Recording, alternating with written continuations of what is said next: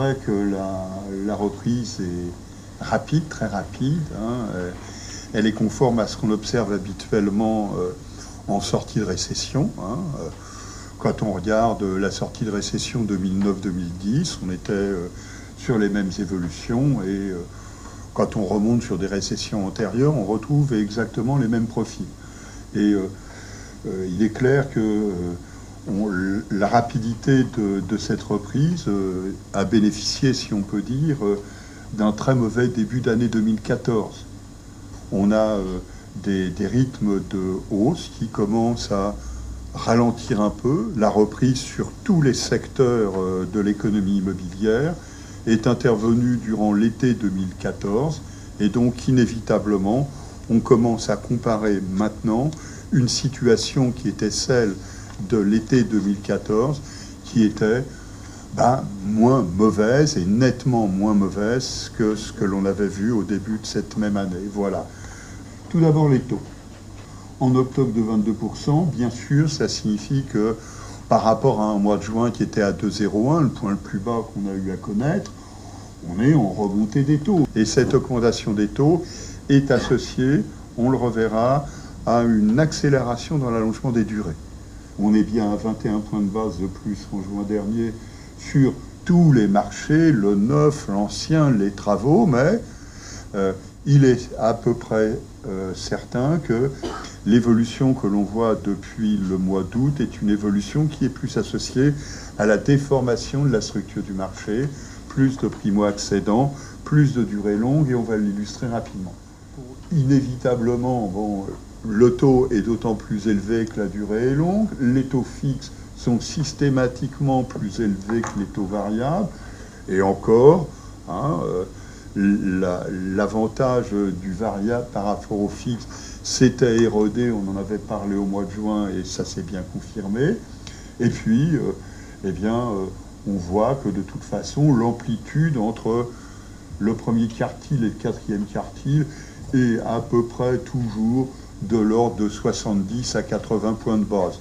Ça nous dit que de toute façon, des ménages qui se présentent sur le marché des crédits immobiliers peuvent obtenir des niveaux de taux inférieurs au niveau moyen que l'on affiche, qui correspondent à ce qu'on observe globalement sur le marché.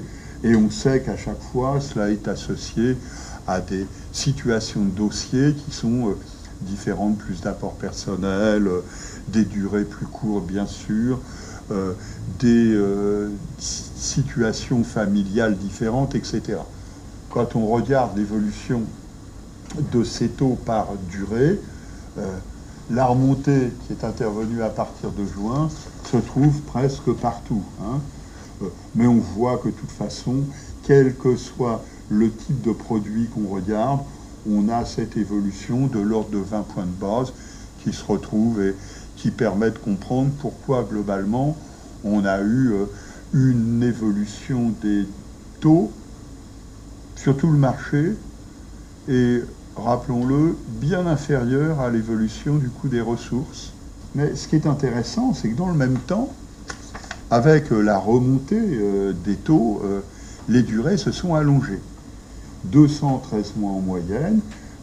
On voit bien que les durées aujourd'hui que l'on retrouve sont celles qu'on retrouvait en 2010 à la même époque.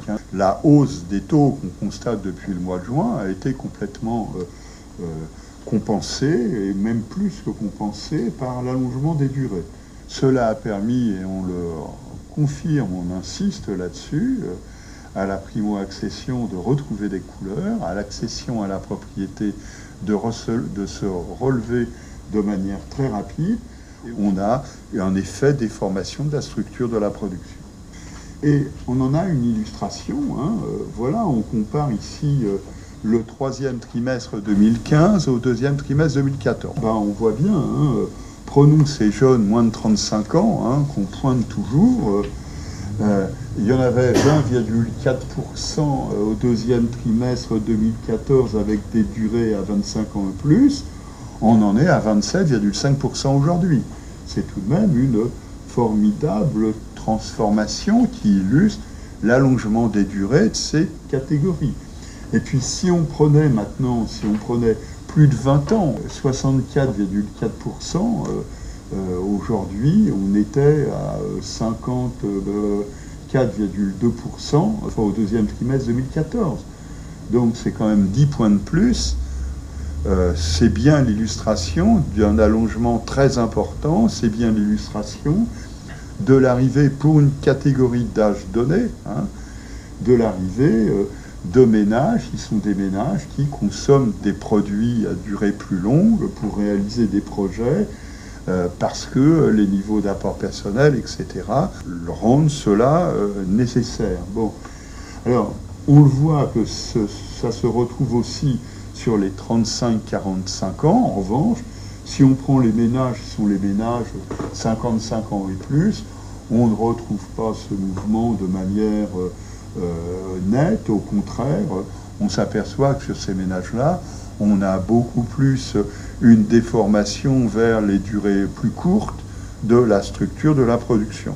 3 conséquences. Alors tout d'abord, le constat qu'on fait sur l'apport personnel s'est renforcé sur les 9 premiers mois de l'année. On a bien, alors qu'on était avec un recul de l'apport personnel moyen de l'ordre de 4 à 5% en 2013-2014, on est sur un recul de l'apport personnel moyen de près de 10% sur les 9 premiers mois de l'année, comparé donc en glissement annuel aux 9 premiers mois de l'année 2014.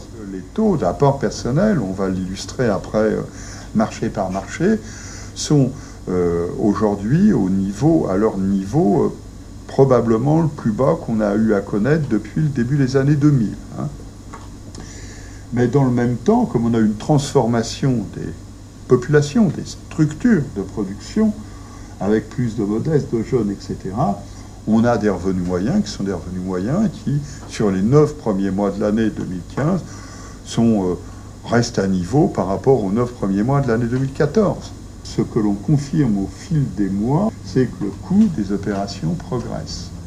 Tout ça a une conséquence, des coûts plus élevés, un apport personnel plus faible, donc un recours à l'emprunt plus important.